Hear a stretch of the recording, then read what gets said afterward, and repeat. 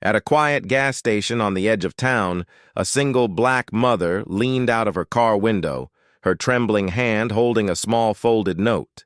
Across from her stood a tall, tattooed biker, his leather vest covered in patches that made most people look twice before speaking. Their eyes met for only a moment before she slipped him the note, her voice barely above a whisper. He took it without a word. Moments later, his face went pale. Within seconds, the rumble of approaching engines filled the air. His entire motorcycle club was coming. Just a few hours earlier, the day had seemed ordinary. The woman, her name was Danielle, had packed her 5-year-old son, Micah, into the back seat of her old silver sedan. They were driving cross-country to start over after months of silent battles.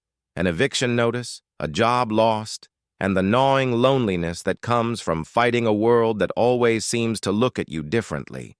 The gas station was a small stop on a long road, a brief moment to refuel and gather courage before facing another stretch of uncertainty. The biker, known as Reed to his club brothers, had been there first, leaning on his Harley, lost in his own world. To most, Reed looked intimidating. Broad shoulders, tattooed arms, and a presence that could silence a room. But inside, he was tired of what people assumed about him, too. Years of judgment and misunderstanding had hardened his face, even when his heart wasn't built for cruelty. When Danielle pulled in, Reed barely noticed. But she did notice him, because 3 men at another pump were already watching her. Their whispers carried, their laughter sharp and familiar. It wasn't the first time she'd felt that fear, the one that coils tight in the chest and says, "Don't cause trouble. Just get through it." She filled her tank, eyes down, pretending not to hear. Yet as she glanced up, she caught Reed's steady gaze. He wasn't laughing. He wasn't joining in. He was just watching, as if trying to read the danger she was too scared to name. That's when she made her decision, to trust a stranger who looked like everything she'd been taught to fear. Danielle's fingers shook as she tore a scrap of paper from a grocery receipt. She scribbled a few hurried words while pretending to adjust the gas pump. Her heart pounded so hard it hurt. She could still hear the men, 2 leaning against a pickup, 1 pacing behind her car. Their voices were getting louder, their tone too casual to be safe. Reed noticed. Years of bar fights, backroad run-ins, and a lifetime of reading tension had taught him that kind of laughter meant trouble. He saw Danielle's movements, the quick glances over her shoulder, the small, deliberate steps meant to look normal. She wasn't fine. He pushed off his bike, pretending to check his phone. The men noticed him, too. One smirked, muttering something about minding your own business. Reed didn't respond. Not yet.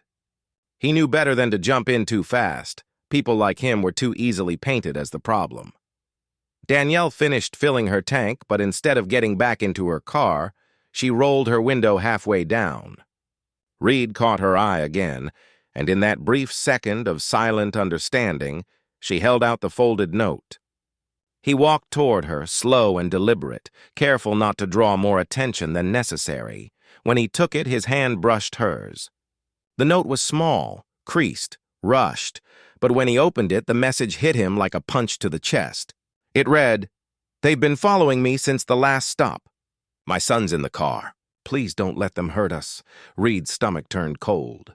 Without thinking, he slipped the note into his vest pocket and looked at her son in the back seat. A little boy staring out the window, clutching a toy dinosaur. The fear in his eyes said everything his mother didn't have time to write. The 3 men started toward them now, slow and confident, as if they'd already decided what would happen. Reed didn't move. He just stared them down, the faint growl of his bike's engine behind him, like thunder waiting to strike. Then he reached into his pocket, not for a weapon, but for his phone. 1 text, 2 words, sent to a number labeled Brothers. Within minutes, the quiet gas station began to change. A faint rumble echoed from down the highway. Then another. Then more. The sound grew, deep, steady, unmistakable. Engines, many of them. The men paused, glancing around, suddenly less sure.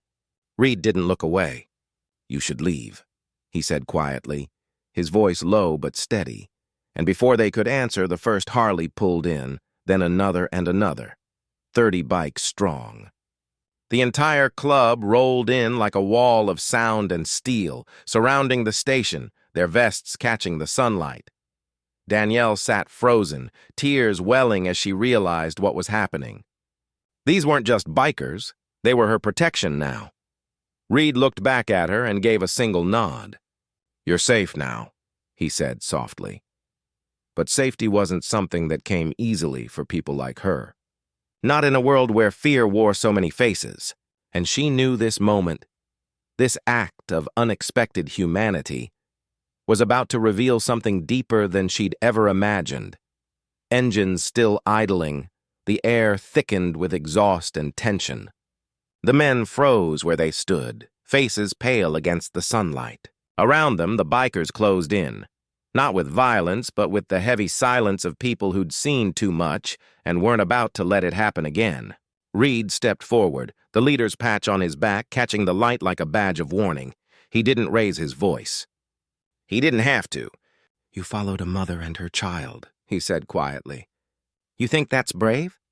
No one answered. The biggest of the three men shifted his weight, eyes darting toward the exit. But Reed's brothers stood in the way, rows of leather, steel, and defiance forming a human barricade. The man swallowed hard. Danielle sat in her car, hands gripping the steering wheel, breath shaking. Her son whispered, "Mommy, are we okay?" And the sound nearly broke her. Reed turned toward the car, his tone softening. "You're safe. No one's touching you." Then he faced the men again, his voice like gravel.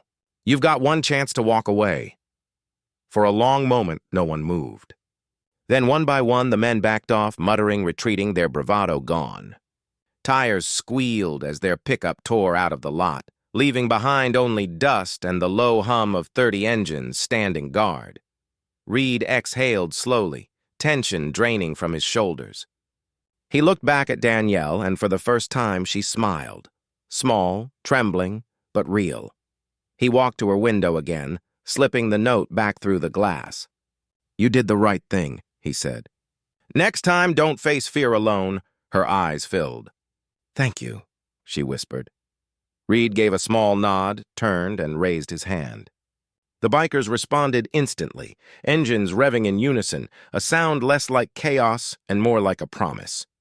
Then, as quickly as they had come, they rode away, leaving only silence, the faint smell of fuel, and the undeniable truth that kindness sometimes wears the roughest faces. The engines faded into the distance, leaving only the soft hum of the gas station lights and the quiet rustle of wind across the concrete. Danielle sat still, her pulse slowly returning to normal. Micah's small hand found hers, and she squeezed it, grounding herself in that simple, human touch. The danger was gone, but what lingered was something harder to describe, a blend of disbelief, gratitude, and a deep, aching relief. She looked down at the folded note in her lap. Just hours ago, it had been a desperate plea written by shaking hands. Now it was proof that someone had seen her fear and chosen to act, not out of pity, not out of obligation, but out of something far rarer. Empathy. When she finally stepped out of the car, the sun had shifted low across the sky.